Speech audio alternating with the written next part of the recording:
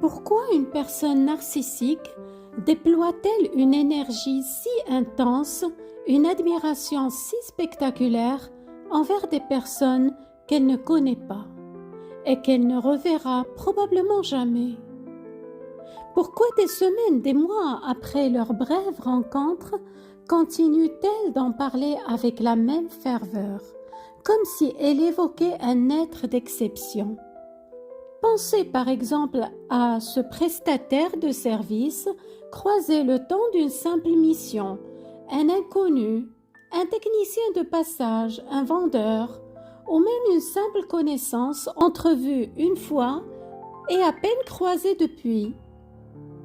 Longtemps après son départ, elle continue de la parer de toutes les qualités. Dans son récit, la personne devient exceptionnelle, d'une compétence rare. Elle la porte au nu encore et encore avec une insistance qui dépasse la raison. Pourtant, le véritable enjeu est ailleurs. Ce n'est pas de séduction dont il s'agit, et encore moins d'un investissement pour l'avenir. Ce n'est même pas une simple recommandation d'un service.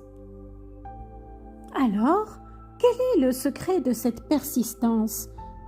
Quelle force obscure pousse à entretenir ainsi la flamme d'une relation qui n'a jamais existé? La réponse, mes chers auditeurs, ne se trouve pas dans la logique, mais dans un besoin viscéral. Une faim si insatiable qu'elle se nourrit même du souvenir d'une miette et transforme un inconnu en un personnage de légende. Bienvenue dans l'univers du micro-supply. Je suis Fatem Zahra Alami, gardienne des seuils oubliés dans le royaume des relations toxiques, où les mots deviennent des épées et les silences des prisons. J'accompagne celles et ceux qui, naviguant entre l'ombre et la lumière, cherchent l'ancrage de leur propre vérité. C'est justement dans les paysages dévastés de ce royaume que l'on observe des phénomènes qui, de prime abord, semblent défier toute logique. Parmi les plus troublants, il y a celui de l'éloge incongru. Cette admiration spectaculaire déployée non pas vers un être cher, mais envers un simple inconnu de passage. Un ou une inconnue dont on salue le talent avec une ferveur presque solennelle, alors même que la porte est sur le point de se refermer pour toujours sur lui ou sur elle. On pourrait y voir de la simple politesse, un enthousiasme passager, mais quand on connaît la mécanique de l'emprise, on sent bien que ce théâtre des compliments cache une toute autre pièce, que l'énergie déployée est trop intense pour l'enjeu apparent. Alors, si ce n'est ni de la courtoisie, ni un investissement relationnel, quelle est cette étrange monnaie d'échange qui circule dans l'ombre? Tout l'objet de cet épisode est de mettre des mots sur cette nourriture invisible que le narcissique va chercher dans les interactions les plus improbables. Nous parlons de nourriture invisible, mais pour bien comprendre, réalisons d'abord une chose fondamentale.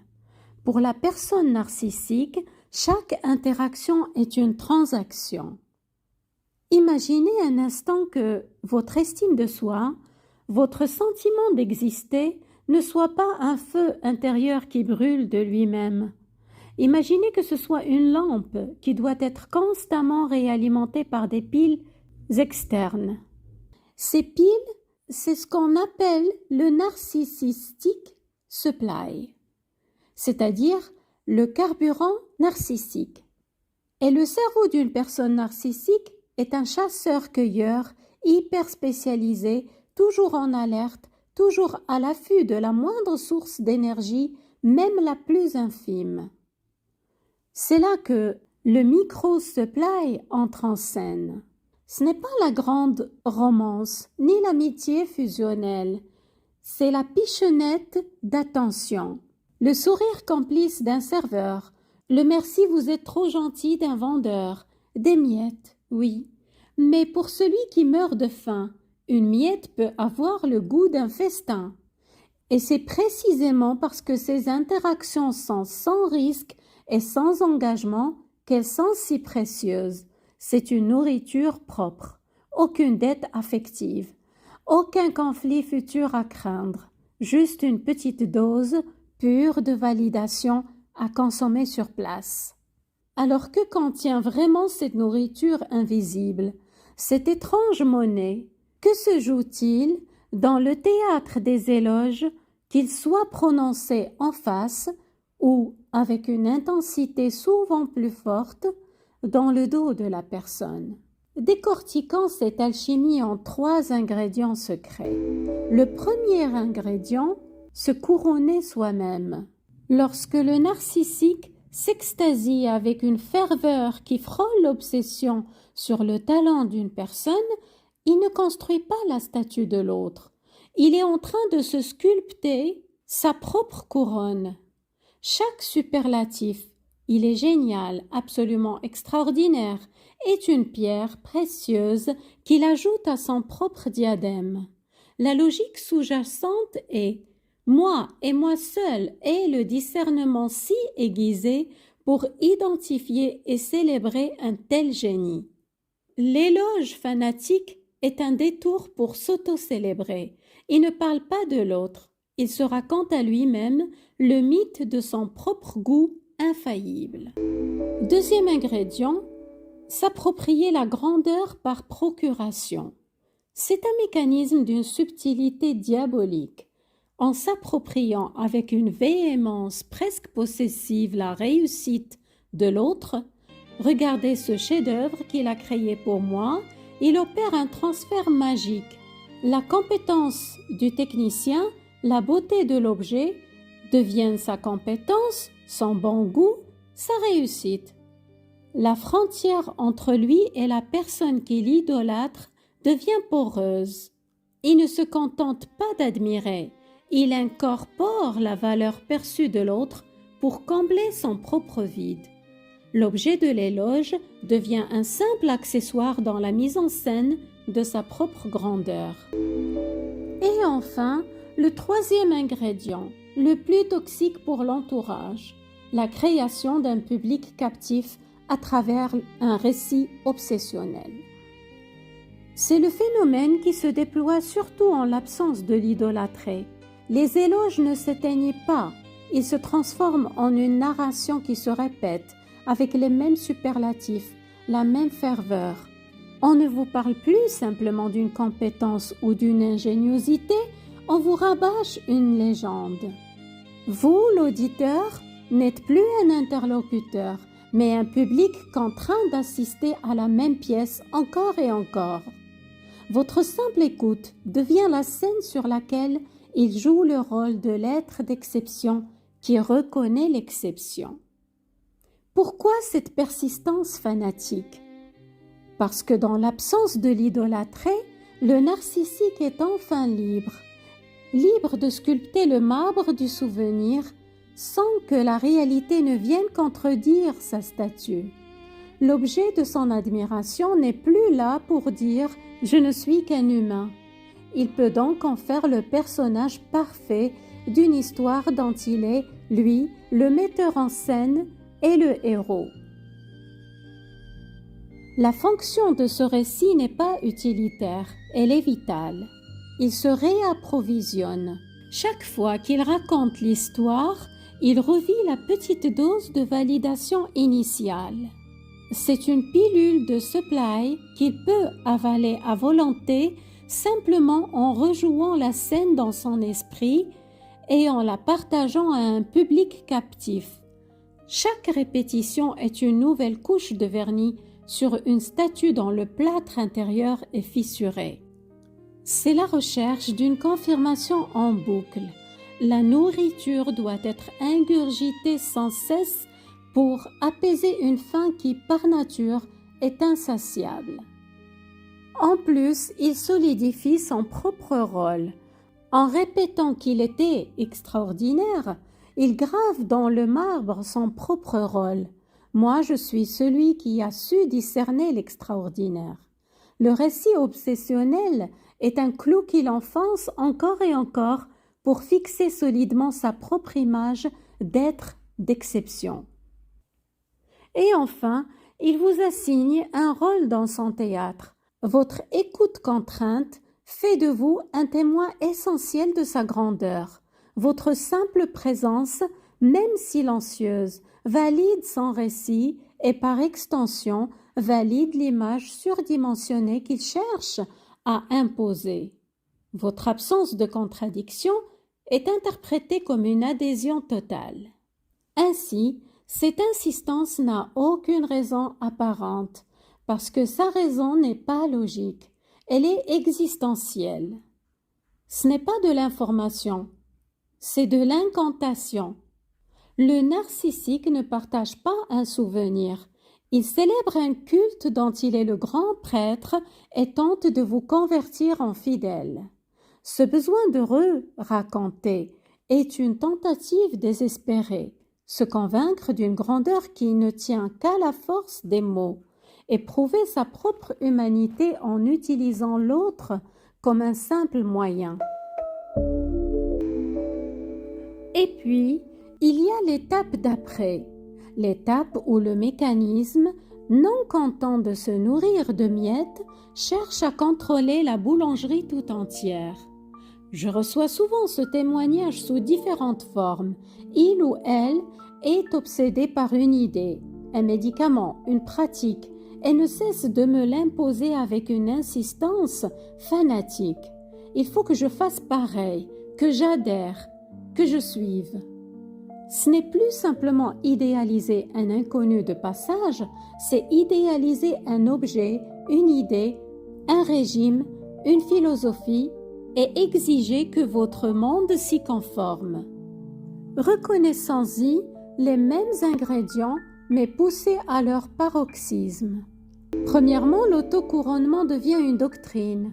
Ce n'est plus regarder le génie que j'ai su dénicher, c'est regarder la vérité que je détiens.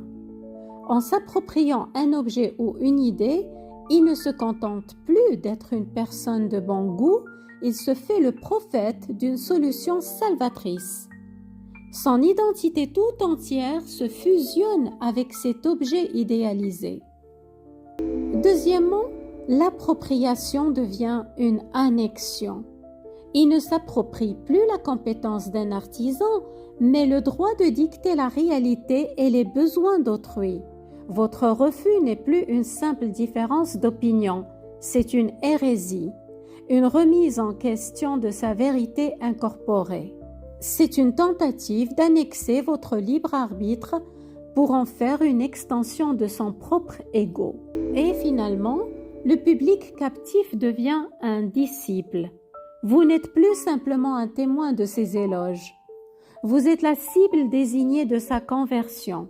Votre adhésion n'est pas souhaitée, elle est exigée, car elle devient la preuve ultime et absolue de sa justesse. Votre soumission à son idée est la plus puissante des nourritures narcissiques qui soit. C'est la preuve qu'il peut modeler le monde à son image.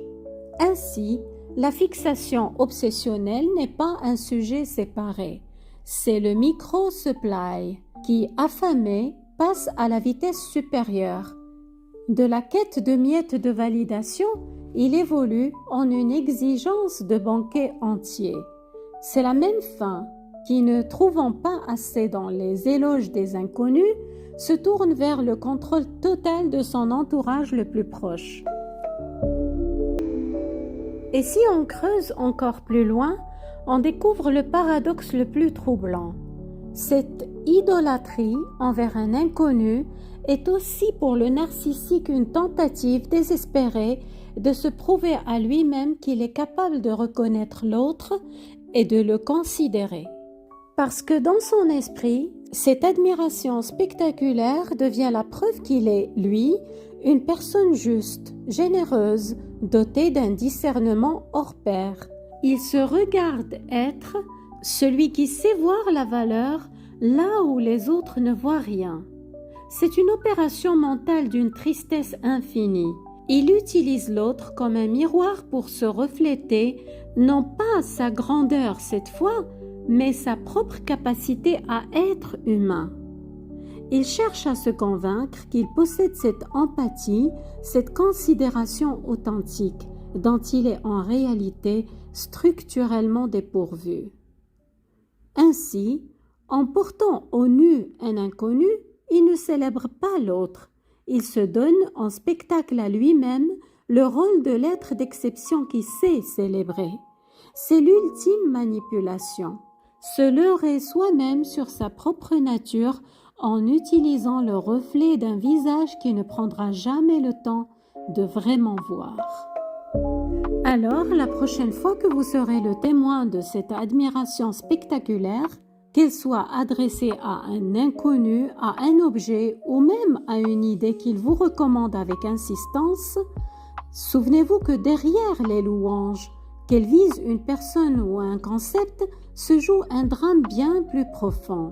La quête désespérée de se construire miette par miette, récit par récit, une raison d'exister. Derrière ces éloges apparemment généreux se cache une économie parallèle de l'ego, une quête de micro-validation qui miette par miette tente de colmater un vide intérieur.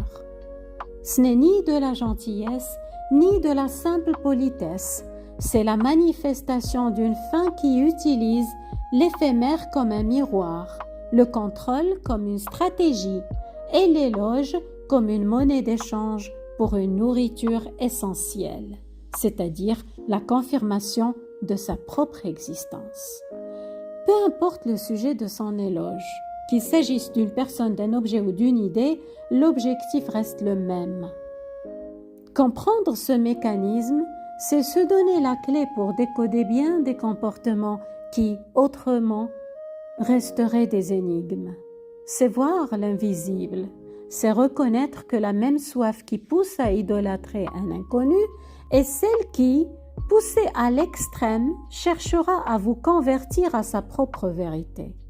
Prenez soin de vous et surtout, préservez jalousement la singularité de votre propre vérité. Et à très vite pour de nouvelles explorations des coulisses de l'âme humaine. Et à très vite pour de nouvelles explorations des relations humaines.